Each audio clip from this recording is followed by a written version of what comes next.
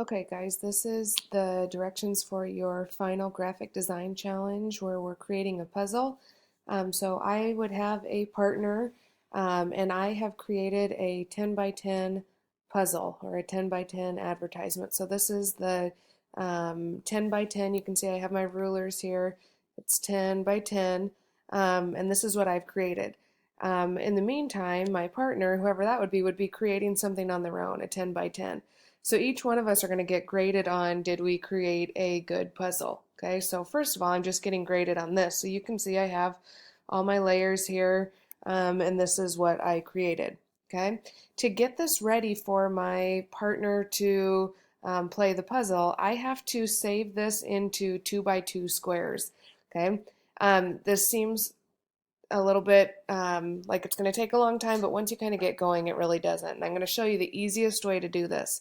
So once you're done, I would save this as like last name puzzle and just make sure you have a saved PSD file. But then I would go to your crop tool and you're going to have to use your um, rulers to get to 2 by 2 squares. So you can see here that when I move this, it tells me exactly how far I am. Okay, so I'm going to have to go and try and get this to be exactly 2 by 2. Okay, if I let go, then I can go and try and get this to go exactly at 2 this way. See if I can do it here. I don't know how close I'm going to be able to get it. And then 2 by 2 this way. Okay. When I'm done, I press enter. Okay. And this is the first part of the puzzle that I'm going to give. So the easiest way is to go File, Save As, and then you're going to know that you're going to have all these 2 by 2 pieces.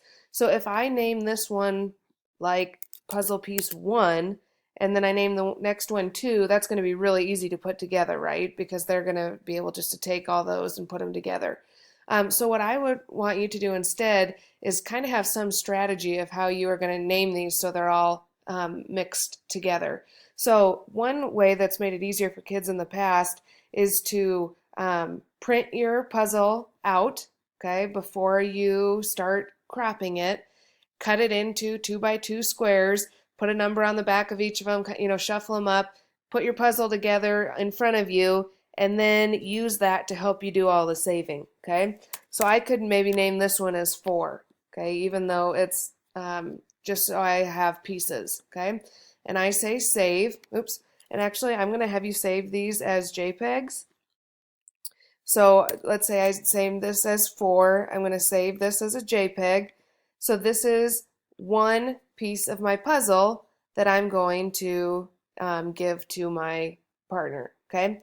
Now I'm just going to go back. So I'm just going to Command Option Z until I get back to what I had before. Now I'm going to crop again.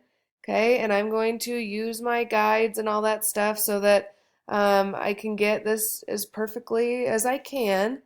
And now I'm going to go to another 2 by 2 square. Okay. And I'm going to say that's perfect. And I'm going to save again. And I'm going to say, pretend this is piece number 7. Okay. And I'm going to save. Okay.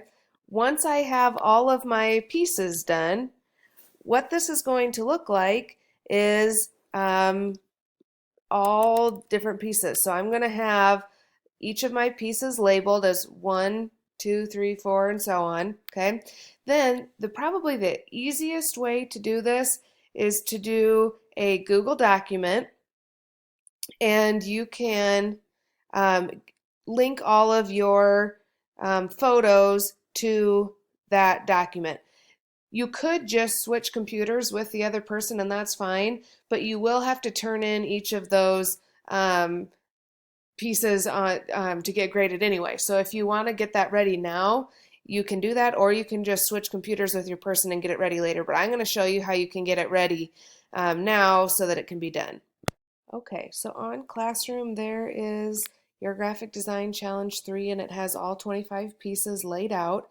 So what I would do, I think I did piece 4 and piece 7 so far, is I would probably go and link those in here. So I have uploaded those to my drive.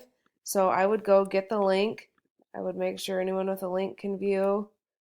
I would get this URL and I would link it here. Okay. It's a lot of steps to do this. So one way you can do this, once you have them all uploaded, you could just shift and click and go share one time and make sure they're all, anyone with a link can view. That way they're all have the right share settings. And then when you need to share one, all you have to do is go get and copy this link.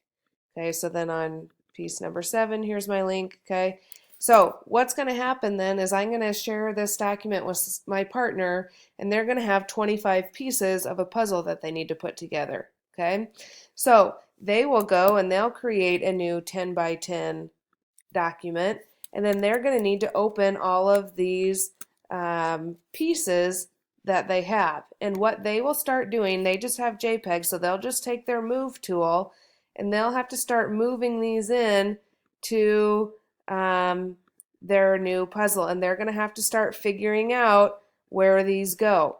You are not going to show them your final puzzle. Okay, they're going to have to figure out, well, this doesn't make sense, right? Oh man, it must go over here. Now that looks good. Okay, and they're going to have to piece your puzzle together until they have created the whole thing. This person is also going to save this as a PSD, because then I will see that you have your 25 layers ready to go. Okay, and I will see that you'll have all 25 pieces of your puzzle together. This challenge is going to take a long time, but make it fun. Okay, so if you have a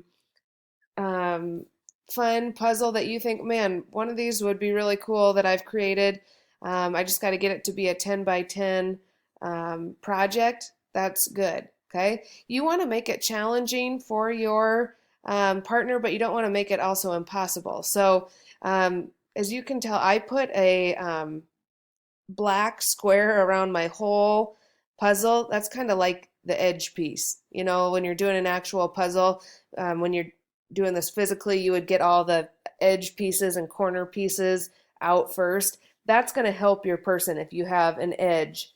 Okay, so maybe that is something that is going to help the person that's trying to do your puzzle.